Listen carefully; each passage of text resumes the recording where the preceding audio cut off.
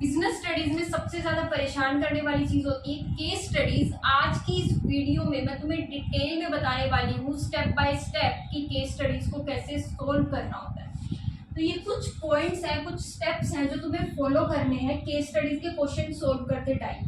सबसे पहले तुम्हें करना क्या है, केस को नहीं पढ़ना। कोई भी केस आया, छोटा है बड़ा है, केस को मत पढ़ो, सबसे पहले उसके क्वेश्चन को पढ़ो। अब क्वेश्चन क्यों पढ़ना है? ताकि तुम्हें क्लैरिटी हो जाए कि ये जो केस है कौन से चैप्टर से है, कौन से टॉपिक से है। उस हिसाब से तुम्हारा दिमाग फिर केस को पढ़ेगा, उसी नजरिए से देखेगा। तो सबसे पहला पॉइंट है क्वेश्चन को रीड करना अच्छे से। दूसरा स्टेप क्या होगा, अब तुम केस को पढ़ोगे, जो भी केस दिया है उसको समझोगे, उसमें क्या बातें बोली गई हैं उनको समझोगे अच्छे से।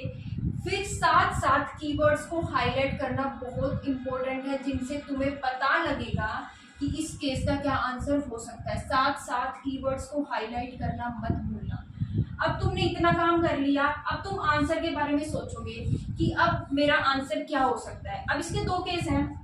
अगर तुम्हें आंसर मिल जाता है तो फिर तो कोई प्रॉब्लम है नहीं, लेकिन अगर ये सब करने के बाद भी तुम्हारा आंसर नहीं आ रहा, तुम्हें नहीं पता लग रहा, तुम कंफ्यूज हो कि इसमें क्या आएगा, तो तुम क्या करो, एलिमिनेशन मेथड का यूज कर सकते हो। इसमें करना क्या होता है, तुम हर चीज को एलिमिनेट करना स्टार्ट कर दो। फॉर एग्जाम्पल कोई केस है जिसके 3 आंसर हो सकते हैं, 3 पॉइंट्स आ सकते हैं इसके अंदर।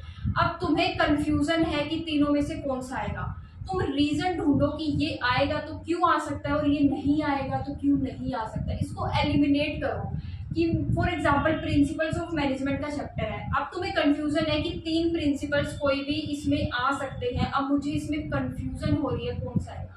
तो मैं देखूंगी कि ये प्रिंसिपल आ सकता है तो क्यों आएगा और क्यों नहीं आएगा, उसका रीजन भी मुझे पता होना चाहिए। वो मैं तुम्हें करके दिखाऊंगी। अभी एग्जाम्पल लेंगे हम। 2 इम्पोर्टेंट पॉइंट्स और हैं, कॉन्सेप्ट क्लैरिटी और प्रैक्टिस।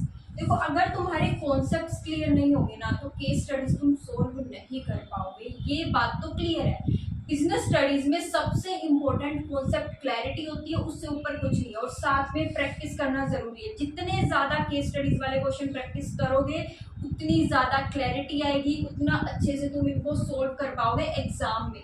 तो अब एक क्वेश्चन देखते हैं, उसके थ्रू मैं ये पूरा प्रोसेस तुम्हें समझाऊंगी स्टेप बाय स्टेप कैसे हमें करना है। तो चलो अभी मैं क्वेश्चन लिख देती हूँ यहाँ पे, फिर तुम स्क्रीनशॉट पे ले लेना और खुद भी सोल्व करने की कोशिश करना।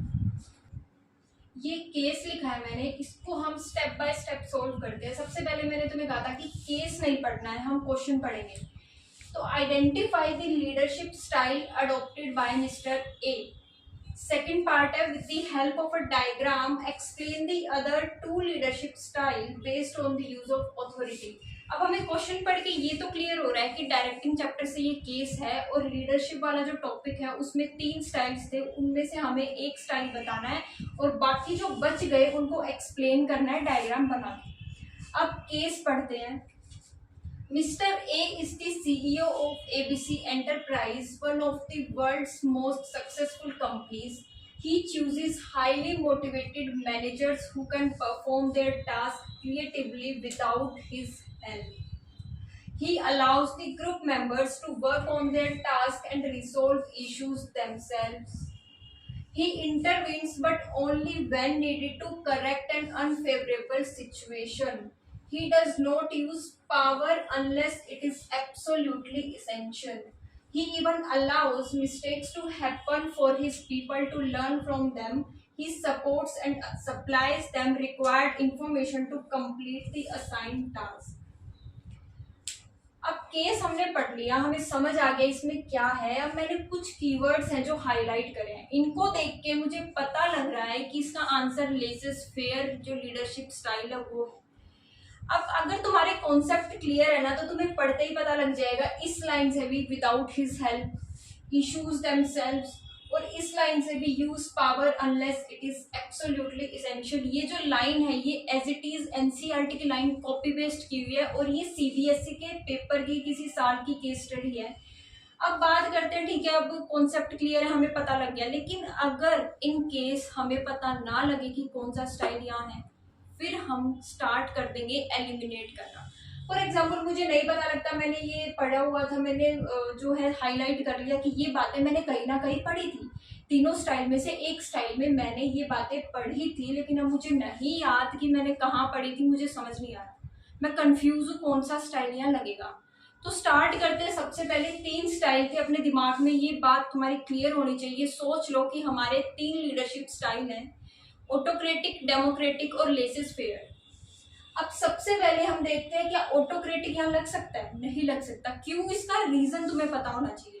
अगर कोई पॉइंट या कोई भी आंसर तुम सोच रहे हो वो यहाँ एडजस्ट हो सकता है, लग सकता है, तो क्यों? और नहीं लग सकता तो क्यों?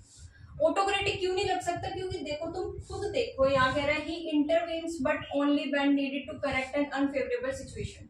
इश्यूज देमसेल्फ वो सोल्व कर सकते हैं विदाउट हिज हेल्प। अब तुम खुद बताओ, हमें पता है सबको कि ऑटोक्रेटिक वाला जो लीडर होता है ना, वो ऑर्डर देता है और चाहता है कि वो ओबे करे, उसके जो सबऑर्डिनेट्स हैं वो ओबे करे, जो वो कह रहा है बात माने, वो उनको पनिशमेंट भी देता है।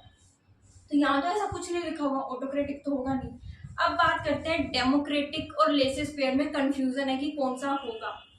अब डेमोक्रेटिक वाला हमें पता है वो इंटरवीन तो करता है, वो डिसीजन खुद लेता है, लेकिन सबऑर्डिनेट्स के सजेशन लेके, उनको पार्टिसिपेशन करा के, उनको एनकरेज करता है कि तुम भी डिसीजन मेकिंग में पार्टिसिपेट करो। ऐसा नहीं है कि सब कुछ उनके ऊपर ही छोड़ देता है, उसकी हेल्प चाहिए सबऑर्डिनेट्स को, वो हेल्प करता है। ऐसा नहीं है कि उसकी हेल्प के बिना वो अपनी मर्जी से काम किए जा रहे हैं, वो सिर्फ इंटरवीन करता ही नहीं। ऐसा तो डेमोक्रेटिक में नहीं पढ़ा था हमने। अब जो लेसेस फेयर है, अब तुम्हें पता है उसमें ही ऐसा है कि लीडर तभी इंटरवीन करेगा जब बहुत बड़ी प्रॉब्लम हो जाएगी, जब उसकी सबसे ज्यादा जरूरत होगी। अदरवाइज वो सबऑर्डिनेट्स को काम करने देता है, अपने हिसाब से वो कर सकते हैं। इस तरीके से ना तुम्हें एलिमिनेट करना है। ये चीज तुम्हें कब आएगी? प्रैक्टिस से। देखो मैं बता रही हूँ, 2 ही चीजें इंपॉर्टेंट है केस स्टडीज को सोल्व करने के लिए, एक है कॉन्सेप्ट क्लैरिटी, एक प्रैक्टिस। अगर तुम्हारे कॉन्सेप्ट क्लियर नहीं है तो तुम केस स्टडी सोल्व नहीं कर पाओगे, और अगर तुमने प्रैक्टिस भी नहीं की है तो एग्जाम टाइम में फंस जाओगे। तो प्रैक्टिस करना जरूरी है। केस स्टडीज के लिए कॉन्सेप्ट अपने क्लियर करो, और एनसीईआरटी की लाइनें कॉपी पेस्ट हुई है। तो मैं फिर से एक बार कह रही हूँ कि एनसीईआरटी की कम से कम एक बार रीडिंग जरूर ले लेना। कॉन्सेप्ट चाहे रेफरेंस बुक से पढ़ लो, क्लियर कर लो, लेकिन एनसीईआरटी की एक बार रीडिंग जरूर ले लेना। आज की वीडियो में इतना ही। अगर कुछ भी डाउट हो तो कमेंट्स में बता देना। तो ये होता है हमारा पूरा का पूरा क्वेश्चन सॉल्व, और प्रैक्टिस जरूर करना।